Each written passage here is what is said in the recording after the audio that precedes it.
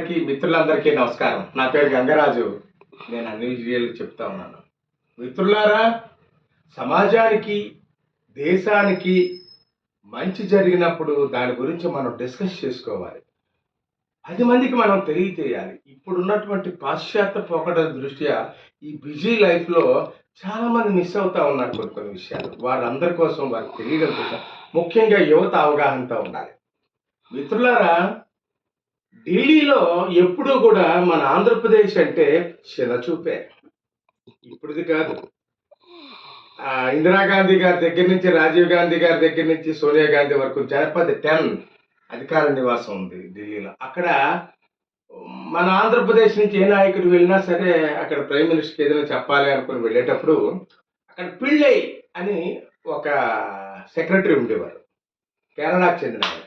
ఆయన వీళ్ళు వెళ్ళేవారు, రాజశేఖర రెడ్డి గారు, డి శ్రీనివాస్ గారు, పిసిసి వీళ్ళందరూ వెళ్ళి, సార్ అపాయింట్మెంట్ కావాలంటే కల్లా అవునా భాయ్, అదేంటంటే మాకు అవసరం అర్జెంట్ లేదు, కల్లా అవునా భాయ్ బిజీ.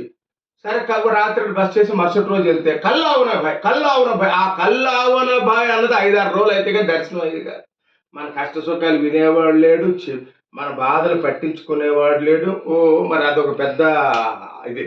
అలాంటి పరిస్థితుల్ని ఇప్పుడు యువతరం ఈ ఈ ఈ కొంత మార్పు తీసుకొచ్చారు పవన్ కళ్యాణ్ గారు.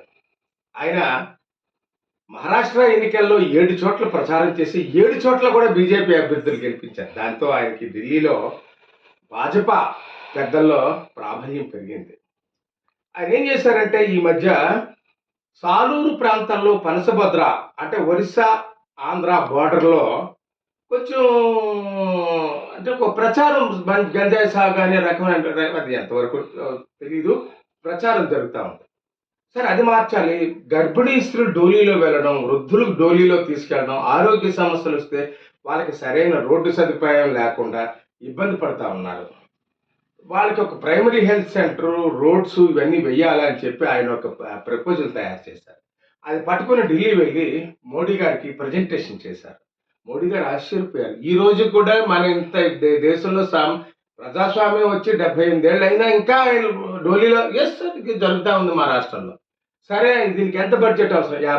50 కోట్ల బడ్జెట్ ఉంటే ముందు రోడ్లు వేస్తామండి, ప్రైమరీ హెల్త్ సెంటర్లు అవి కట్టి వాళ్ళు డెవలప్ చేయాలండి, వాళ్ళలో మార్పు తీసుకురావాలి. ఆయన ఒప్పుకొని వెంటనే బెహన్ని కలవండి అన్నారు. బెహన్ అంటే నిర్మలా సీతారామన్ గారు. వెంటనే మా ఆర్థిక మంత్రి గారి దగ్గరికి వెళ్ళి శాంక్షన్ చేయించుకుని ఆయన విజయవాడ వచ్చేసారు. వెంటనే ఆయన శంకుస్థాపన చేసి రోడ్లు వేయించడానికి పని ప్రారంభించేశారు. నిన్న తుఫాను పరిస్థితుల్లో ఆయన వైజాగ్ వచ్చి పనసభద్ర, సాలూరు దగ్గర పనసభద్ర వెళ్ళడానికి రెడీ అవుతున్నారు. చంద్రబాబు నాయుడు గారు, సోదరా తుఫాన్ ఎక్కువగా ఉంది, మీరు ఇంతమందితో వెళ్తా ఉన్నారు, కొంచెం ఇబ్బంది అవుతున్నాం, 2 రోజులు పోస్ట్ పోన్ చేసిన తర్వాత మనం అక్కడికి వెళ్తే బాగుందేమో, అక్కడ తప్పకుండా అవన్నీ చెయ్యాలి వాళ్ళకి. లేదండి వెళ్ళాలండి, మీ మోడీ గారికి మళ్ళీ నేను ఇంత చేస్తాననే రిపోర్ట్ ఇవ్వాలి కదా అని వెళ్ళారు. అక్కడికి వచ్చిన తర్వాత యువకుల్లో కొంతమందిలో నేను చెప్పారు ఆయన, గంజాయి సాగు అనేది వద్దు, అది లోతుగా అధ్యయనం చేస్తే అది మీరు ప్రధాన వనరు, ఆదాయ వనరు అనుకుంటా ఉన్నారు, అది చాలా ఇబ్బంది అవుతుంది, మిగతా వాళ్ళందరిలో కూడా తెలుసు, వాళ్ళు విద్యార్థులు వాళ్ళు మత్తుకు అలవాటు పడుతున్నారు, మీ కూరగాయలు సాగు చేసుకోండి, లేకపోతే ఇంకో రకమైనటువంటి చిరుధాన్యాలు పండించండి, ఇవన్నీ కూడా చేసి మీరు చేయండి, మీకు ఇగో ఈ విధంగా ఈ 50 కోట్ల రూపాయలతోటి రోడ్డు వేస్తున్నాం, పనసభద్ర గ్రామం చుట్టుపక్కల ఉన్న 12 గ్రామాలు కలిపి 4200 మంది ఉన్న ప్రజలకి 50 కోట్ల రూపాయలతో రోడ్లు వేయించారు, పని ప్రారంభించారు. నేను శంకుస్థాపన చేశారు, పని ప్రారంభమవుతుంది. 3 నెలలు టార్గెట్ పెట్టి 3 నెలల్లో ఆ రోడ్డు పూర్తి అవ్వాలి అన్నారు. ఈ రోడ్డు కానీ పూర్తయితే 108 వాహనం అక్కడికి వెళ్ళగలుగుతుంది. వాళ్ళు కూడా కూరగాయలు అవి పండించుకుని వ్యవసాయం చేసుకుని వాళ్ళు వ్యవసాయ ఉత్పత్తుల్ని సాలూరు, రామభద్రపురం, విజయనగరం వచ్చి వాళ్ళు అమ్ముకుని వాళ్ళకి జీవనోపాధి పెరుగుతుంది. వాళ్ళు కూడా చదువుకోవడానికి నడిచి రావడం కన్నా ఒక ఆర్టీసీ బస్సు కూడా వేస్తాను అని చెప్పాను మాటించి, ఆ బస్సు ద్వారా పిల్లలు సాలూరు చదువుకోమన్నారు. వాళ్ళలో ధైర్యాన్ని నింపారు, వాళ్ళతో కలిపి నృత్యం చేశారు. వాళ్ళలో ఏమన్నారంటే, నేను ఎక్కడ ఈర్ష్యపడను, అలాంటిది మిమ్మల్ని చూస్తే నాకు ఈర్ష్య వస్తుంది, ఇంత ప్రకృతి ఒడిలో మీరంతా స్వచ్ఛమైన గాలి నీరు పీలుస్తూ ఆరోగ్యకరంగా ఉన్నారు, మిమ్మల్ని చూస్తే నాకు ఈర్ష్య. మనకు కావాల్సింది డెవలప్మెంట్ కావాలి, మీలో మార్పు రావాలి. ఈ డబ్బులు నేను ఏ పిఠాపురంలోనో, ఏ కుప్పంలోనో ఎక్కడో ఖర్చు పెట్టొచ్చు. కానీ నాకు కావాల్సింది అది కాదు. మీలో మార్పు తీసుకురావాలి. ఈ రోజు కూడా డోలీలతోటి గర్భిణీ స్త్రీలు ఇబ్బంది పడుతున్నారు, వృద్ధులు ఇబ్బంది పడుతున్నారు అని చెప్పి ప్రారంభిస్తున్నాం. మీరు ఇక మించి ఇలాంటి అసాంఘిక కార్యక్రమాలు ఎవరు చేస్తున్నారో లేదో, కానీ ఆయన మాత్రం చెప్పారు క్లియర్‌గా వద్దు. మీరు మీరు వ్యవసాయ ఉత్పత్తులు డెవలప్ చేసుకొని యువతలు బళ్ళకెళ్ళండి. మీ సమస్యలన్నీ గూడా నేను చూసుకుంటాను. పర్వాలేదు అని చెప్పి అక్కడున్న కలెక్టర్ గారిని పిలిచి, వీళ్ళకి ఇంకేం కావాలి? ఈ 4200 మంది జనం తక్కువని మీరు వాళ్ళని చిన్న చూపు చూడకండి.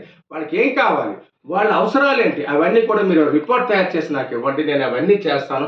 మళ్ళీ 6 నెలల్లో ఇక్కడికొస్తాను. మీ సమస్యలన్నీ తెలుసుకుంటానని వర్షంలో తడిసిపోయి వాళ్ళతో నృత్యం చేసి, 1 కిలోమీటర్ బురదలో నడిచి సెక్యూరిటీ అంతా కూడా ఇబ్బంది పడిపోయారు పాపం. అయినా ఆయన నడిచి వాళ్ళలో ధైర్యాన్ని కల్పించి చేశారు. డబ్బు తెచ్చి డెవలప్ చేసి చేశారు. ఎంత మార్పు తీసుకొచ్చారు సమాజంలో. సోదరులారా, మనకి ఏ పార్టీ అనేది కాదు. మన సమాజానికి పనికొచ్చినటువంటి పని చేసినటువంటి పవన్ కళ్యాణ్ గారికి హ్యాట్స్ ఆఫ్. ఈ వీడియో వల్ల ఎవరికైనా ఇబ్బంది కలిగినా నన్ను క్షమించండి. Thank you very much.